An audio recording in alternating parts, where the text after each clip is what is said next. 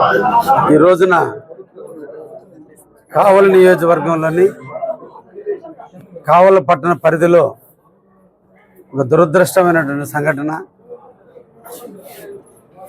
పిల్లలు స్కూలుకి తీసుకుపోయేటువంటి వ్యాను ఒక లారీ యాక్సిడెంట్ జరిగి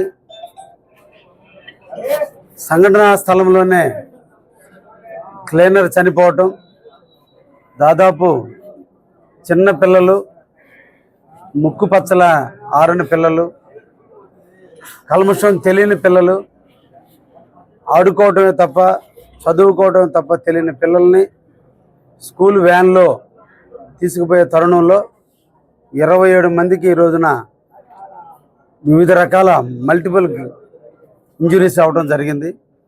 ఇది ఒక దురదృష్టకరమైనటువంటి సంఘటన. ఇది ఒకటి నేషనల్ హైవే వాళ్ళ యొక్క తప్పిదనం, స్కూల్ నిర్వాహకుల యొక్క అనాలోచితమైనటువంటి చర్యల వల్ల ఈరోజు ఈ సంఘటన జరగడం జరిగింది. ముఖ్యంగా ఆ ప్రాంతంలో ఎటువంటి ప్రభుత్వ అనుమతులు లేని విధంగా డివైడర్ ఉంది.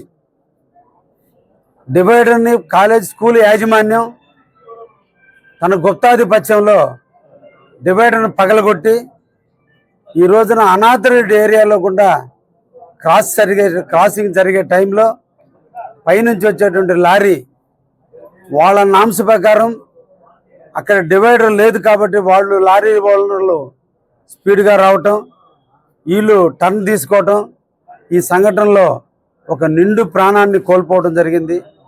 భవిష్యత్తు ఉన్నటువంటి పిల్లలు వివిధ రకాలైనటువంటి ఇంజురీస్కి బానిస కావాల్సిన పరిస్థితి వచ్చింది. తప్పకుండా ఈ సందర్భంగా మేము అందరినీ కూడా కోరుతున్నాం, అందరూ కూడా దీన్ని ఖండించాలి. యాజమాన్యం దీనికి బాధ్యత తీసుకోవాలి. అనాథరైజ్డ్ ఏరియాలో గుండా చేసినందువల్లే ఈ పిల్లలందరికీ కూడా ఇంజురీస్ జరిగినాయి.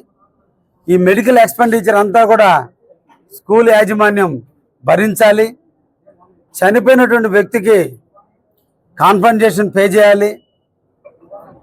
ఇన్సూరెన్స్ కూడా రానిటువంటి పరిస్థితి ఆ పిల్లవాడికి. కారణం national highway authority of India వాళ్ళు నిర్ణయించిన డివైడర్లోనే మనుషులు వెహికల్స్ నడపాలి తప్ప అనాథరైజ్డ్ డివైడర్ తీసుకొని ఆ డివైడర్ ద్వారా వచ్చినటువంటి పరిస్థితిని ఈరోజు మన అందరం కూడా చూస్తున్నాం. కావలి ప్రజలందరూ కూడా దీన్ని ముక్త కంఠంతో ఖండిస్తున్నారు. నేను కూడా ఇప్పుడే గౌరవ ఆర్డీఓ గారికి కూడా ఇంటిమేట్ చేశాం. కావలి నియోజకవర్గంలో నేషనల్ హైవేకి సంబంధించిన అనాథరైజ్డ్ క్రాసింగ్స్ ఏవైతే ఉన్నాయో వాటన్నిటిని క్లోజ్ చేయమని చెప్పి ఇప్పుడు పీడీ గారికి రిటర్న్ రూపంలో పెట్టమన్నాం. నేను కూడా ఈ రోజున పీడీ గారిని పర్సనల్గా కలిసి ఈ రోజున మద్దురుపాడులో అనాథరైజ్డ్ డివైడర్స్ ఉన్నాయి, పలు యాక్సిడెంట్ జరిగినాయి. పోయినసారిలో చాలామంది చనిపోవడం కూడా జరిగింది. ఈ డివైడర్ల వల్ల లోకల్గా ఉన్న మనం తెలుసు అక్కడ డివైడర్ ఉంది, మనం క్రాసింగ్ తీసుకోవచ్చని, కానీ పైనుంచి వచ్చేటువంటి వాటికి ఆ ప్రికాషన్స్ బోర్డులు ఉండవు, ప్రికాషన్ డైరెక్షన్స్ ఉండవు. వాళ్ళు లారీ వాళ్ళు కావచ్చు, బస్సుల వాళ్ళు కావచ్చు, అక్కడ స్పీడ్గా రావడానికి అవకాశాలు ఉంటాయి. దీని పలు రకాలైనటువంటి యాక్సిడెంట్లు జరిగే పరిస్థితి ఉంది. కాబట్టి ఇటువంటి సమస్యల్ని అరికట్టి ఒక ప్రాణాన్ని నిలబెట్టాల్సిన బాధ్యత అందరి మీద, అధికారుల మీద ఉంది. అందరం కూడా దీన్ని ఖండిద్దాం. ఆ పిల్లలకి, ఆ పిల్లల కుటుంబాలకి మనోధైర్యాన్ని ఇద్దాం. తప్పకుండా జరిగిన ఇన్సిడెంట్కి మన అందరం చింతించగలం, కానీ జరిగిపోయిన దాన్ని తీసుకురాలేం. ఫ్యూచర్లో జరిగేటువంటి ఇటువంటి అవాంతరాలు జరగకుండా తప్పకుండా లోకల్ ఎమ్మెల్యేగా నేను నివారణ చర్యలు తీసుకుంటానని కూడా ఈ సందర్భంగా తెలియజేస్తూ, ఆర్ఎస్ఆర్ స్కూల్ యాజమాన్యం ఇమీడియట్లీ స్పందించాలి. క్షతగాత్రులైనటువంటి పిల్లలకి మంచి బెటర్ ట్రీట్మెంట్ ఇవ్వాలి. వాళ్ళు నొప్పులు భరించే పిల్లలే తప్ప బాధను చెప్పుకోలేనటువంటి పిల్లలు వాళ్ళు. కాబట్టి మెరుగైన వైద్యాన్ని వాళ్ళకి అందించి ఎదగాల్సిన పిల్లలు ఈరోజు డిజేబుల్డ్గా మారకుండా చూడాల్సిన బాధ్యత కూడా మేనేజ్మెంట్ తీసుకోవాలని కూడా ఈ సందర్భంగా కోరుకుంటూ సంబంధిత అధికారులందరినీ కూడా తెలియజేస్తున్నా, కావలి నియోజకవర్గంలో ఎక్కడ అనాథరైజ్డ్ డివైడర్లు ఉన్నా వాటి మీద ఇమీడియట్లీ మీరు రిస్టోర్ చేసి మళ్ళా యథాతథంగా డివైడర్లన్నీ మూసేయండి అని చెప్పి కూడా సంబంధిత అధికారులకు తెలియజేశాను.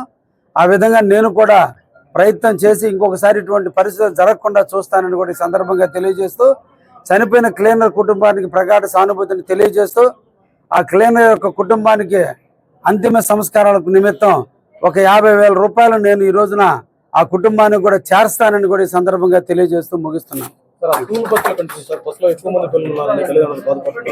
అవి చూద్దాం, అధికారుల దగ్గర అంతే ప్రిలిమినరీ రిపోర్ట్ తెప్పిస్తాము. ఎంతమంది స్కూల్లో పిల్లలు సీటింగ్ కెపాసిటీ ఎంత, ఆర్టీ వాళ్ళు ఎంత పర్మిషన్ ఇచ్చున్నారు, ఎంతమంది పిల్లల్ని ఎక్కించుకొని తిరుగుతున్నారు అనే విషయాలన్నీ కూడా తెలుసుకున్న తర్వాత మాట్లాడతాం దాని విషయం.